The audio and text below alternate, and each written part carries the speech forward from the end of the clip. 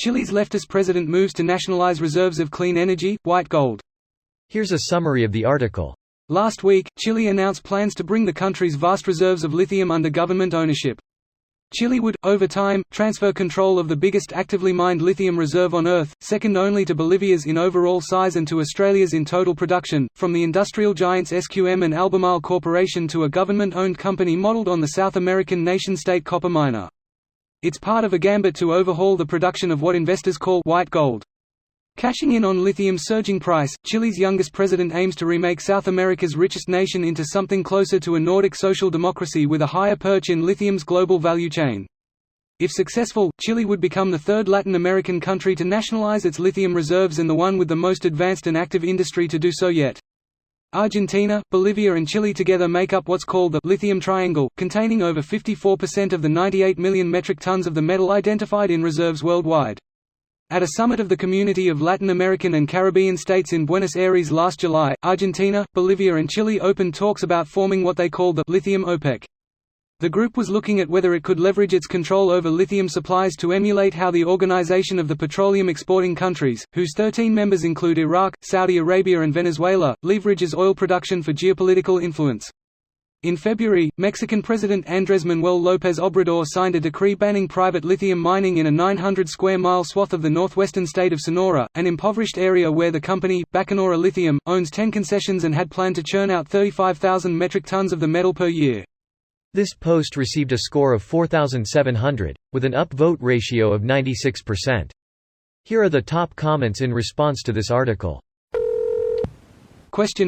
Seems like young leftists are much less likely to have the dogmatic brain rot so common in old leftists. Hope it works out for them. The fall of the Soviet Union has been a great blessing for modern leftists. Unfortunately, too many of the old leftists still worship at the altar of Marxism-Leninism. Isn't Chile essentially doing Marxism without the revolution? They democratically elected a guy who's seizing the means of production and making it benefit the people. Or Norway. Norway decided to make a public company for their oil. And look at them versus look at the countries that just privatized resources, and look how that goes. Fuck. I'd nationalize important or strategic resources.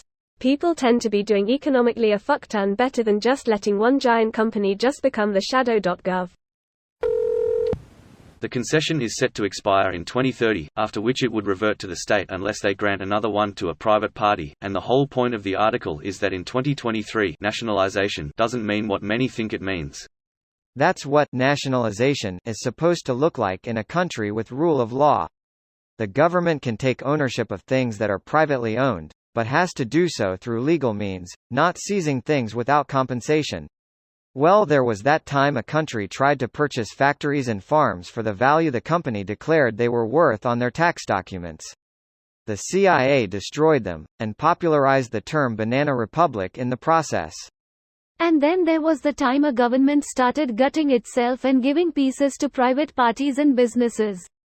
There was no term for such behavior, so one was coined in 1943. The government was Nazi Germany and the word coined was privatization. Well done. Chilean here. It's not actually a nationalization. The lithium is already nationalized constitutionally, and the private enterprises SQM and Albemarle merely have a contract that lets them exploit the resources. What the new enterprise of mixed capitals would do is to focus in maximizing the exploitation of the resource and the throughput of it by investing in the infrastructure and operations of extraction, processing and refinement, up to even its utilization in manufacture. What is up in debate is if will be state-managed or it will have an independent mixed responsibility management. Not really. Nationalize, more, private-public partnership, over ownership in the resource, similar to Botswana and De Beers. It's a crown corporation. They are transitioning to full government ownership.